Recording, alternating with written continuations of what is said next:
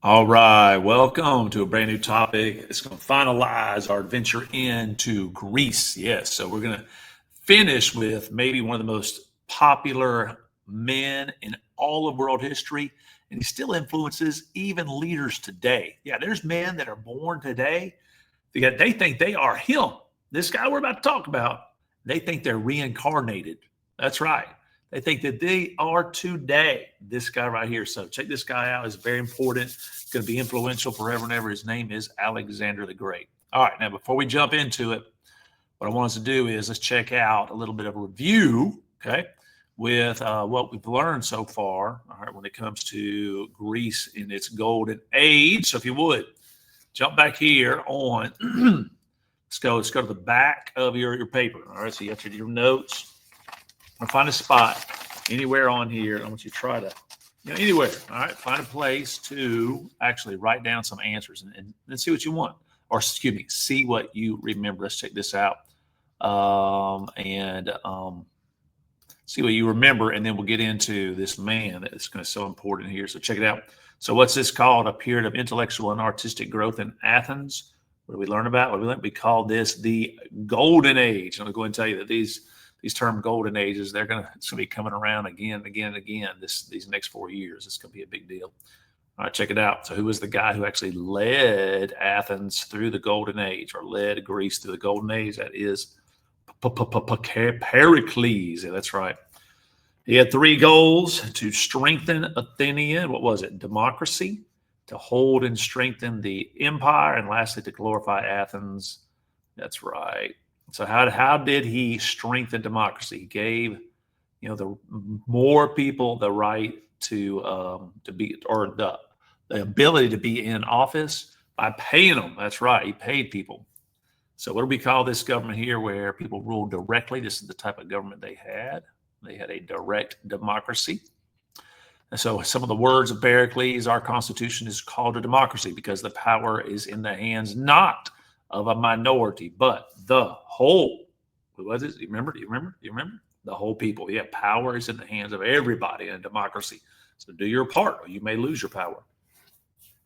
So as time went on, after the defeat of the Persians, Athens helped organize the Delian League. It's a fundraising league. What did Pericles use the money for? To create the strongest Army, Navy, Air Force, Marines. It was a Navy, that's right.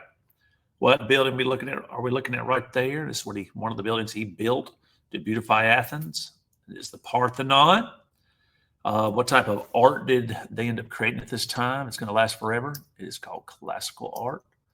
They also started drama. That's right. This is one type of drama, which love, hate, war, betrayal. That's a tragedy. They also invented humor, or comedy. They invented. All right. And then all of a sudden, a war broke out in Greece between the Spartans and the Athenians. Who started it? Who was it? It was the Spartans. That's right. They think they're the baddest dudes on the block.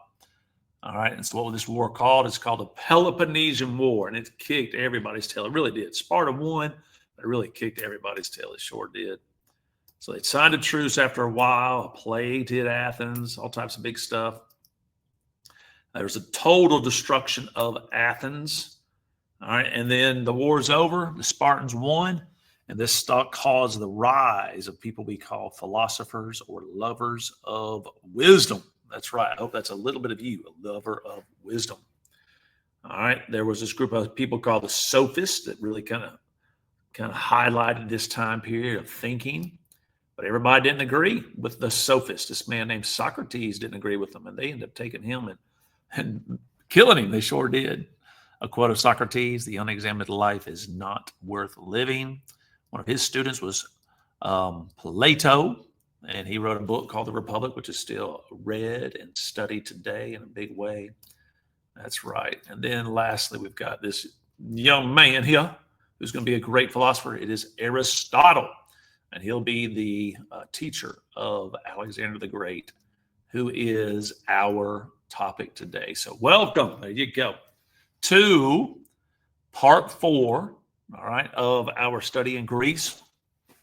And here's a movie scene right here. I don't recommend this movie at all. It's just I want to highlight some of the actors like Anthony Hopkins, all right, Colin Farrell, Angelina Jolie, Lee, Val Kilmer. Y'all may know some of these names. Some big name actors in this movie. I don't recommend it at all. They do not do a good job in showing you the actual history. They just kind of put on a show and try to entertain you instead of actually showing you the history. So let's go ahead and let's get our notes out and let's get into this and have a good time with it. Let's go ahead and get the notes out, and we're going to actually begin to fill in and get some information about Alexander the Great, and it's going to be good. It's going to be great. It's going to be wonderful. I think you're going to like this. And I'll try not to go too fast, but you do your part keeping up. Remember, holler out what you think the answer is. What is the answer to what goes in the blanks? And let me go ahead and here we go. Let's click this real quick and be ready. Okay. And we'll be good. So check out. All right, here's our notes. We're going to get into this. We won't go real fast. There's actually not very many blanks to fill in, but let's just tell you the story of Alexander the Great. And what I want you to keep in mind is this, before we really get into this, is I want you to think about this. Was Alexander great? Was he great? We call him great. You're going to hear some things about him that you may not think he's great at all. So in your opinion, was he great? All right. I don't know. So let's get into this right now. Go ahead and fill in these blanks as we're rolling through it. And so here we go. So Alexander's empire. So let's set the stage to this, kind of get this going. So what is the name of the war between Athens and Sparta? That's where we start. And can I hear it? Can I hear it? It's the Peloponnesian War. There we go. So the Peloponnesian War. That's right. The Peloponnesian War severely weakened several Greek city-states. This caused a rapid decline in their military and economic power. So basically, everybody becoming weaker militarily, economically, in every way. In the nearby kingdom, though, right on top of where everything's happening, there's a place called Macedonia. All right, and the king there, his name is very important. It's not Alexander yet. This is Alexander's daddy, Philip II. All right, you put a Roman numeral there, Philip II. All right, he took note of all the weakness happening down in Greece. And he had a dream, just like Martin Luther King. But Philip had a dream of taking control of Greece. Like he wanted that bad boy. And then moving against Persia. So he wanted to expand Macedonia. All right. He wanted to seize its vast wealth. Philip also hoped to avenge the Persian invasion of Greece. So he was mad about the Persian War. He didn't really like the Greeks, the way that they ran things. He thought they were weak. And he's about to go down there and kick some tail. So let's see what happened. So Philip builds Macedonian Empire. So we'll start like this. The kingdom of, what's the name of the place that we're at? Where is Philip in charge of? Macedonia. So Macedonia. All right, the kingdom of Macedonia, located just north of Greece. All right, they're further north. Their climate's going to be a little bit colder. All right, they had rough terrain and a cold climate.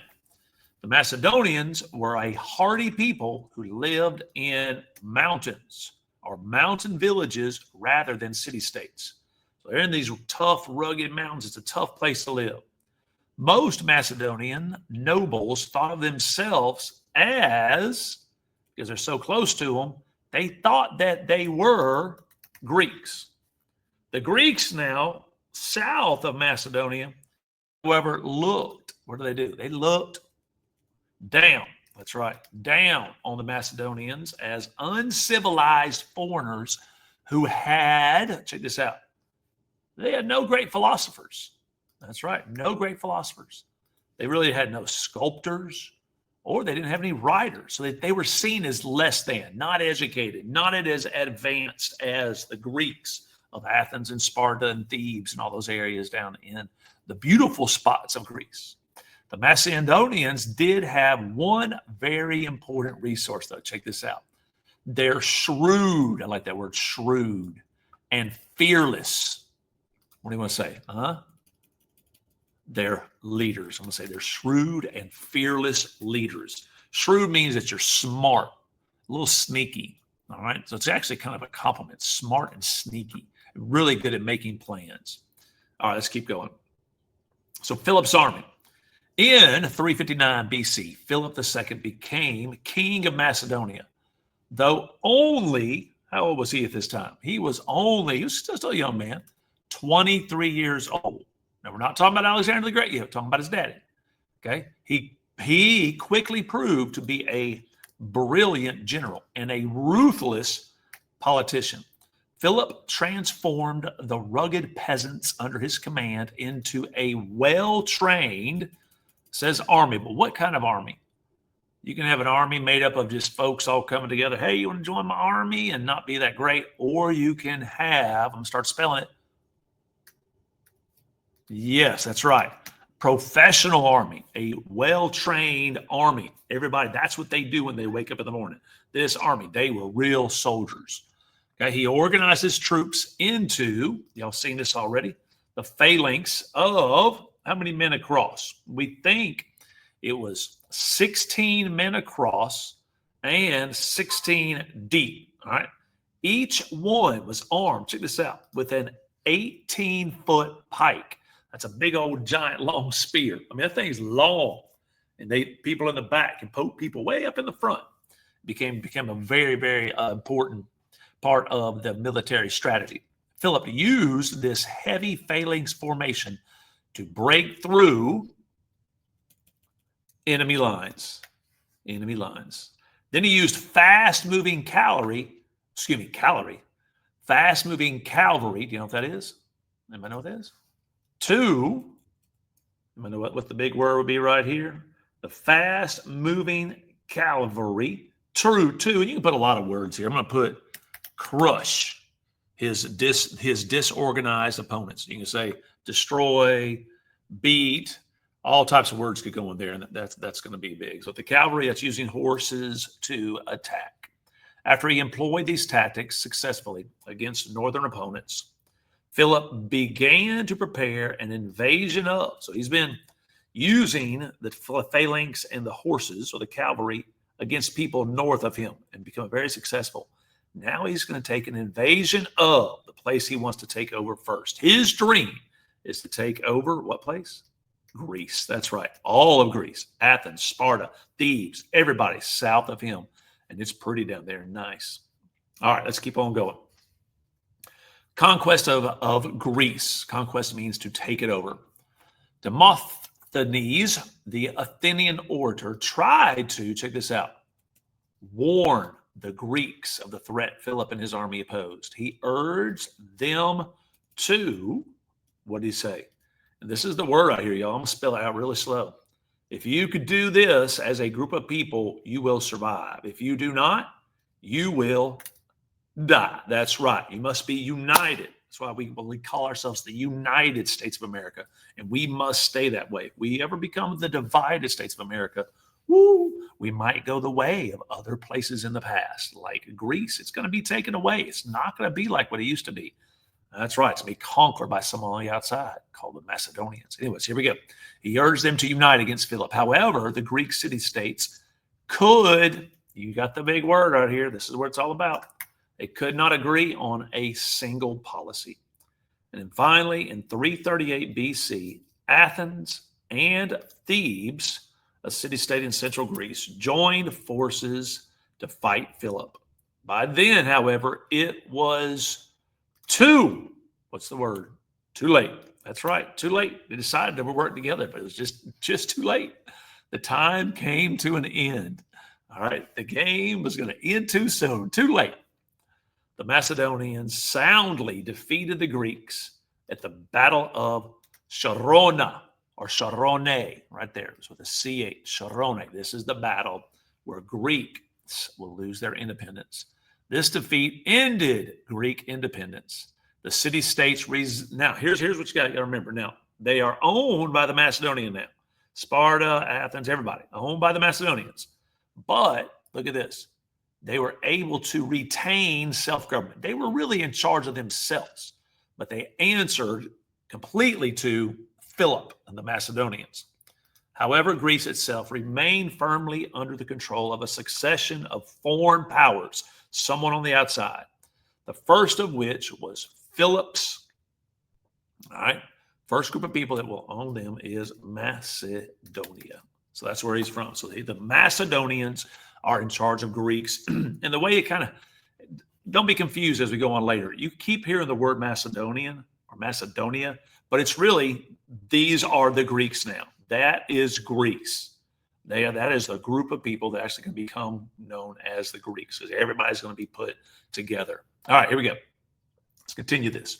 Although Philip planned to invade, where was he going next? He has all of Greece now. What's next? What's his dream? He wants some revenge. Remember that war? Who came in there and kicked some tail for a long time? That's right. To invade. All right, so Philip planned to invade Persia next. That's right. Check it out. He never got the chance to. What? That's right. So he's at a wedding, at his daughter's wedding. That's right. Beautiful ceremony.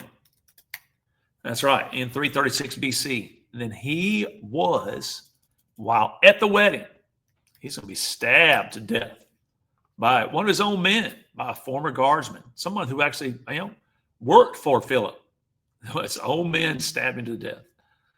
Okay, now this is where it all begins.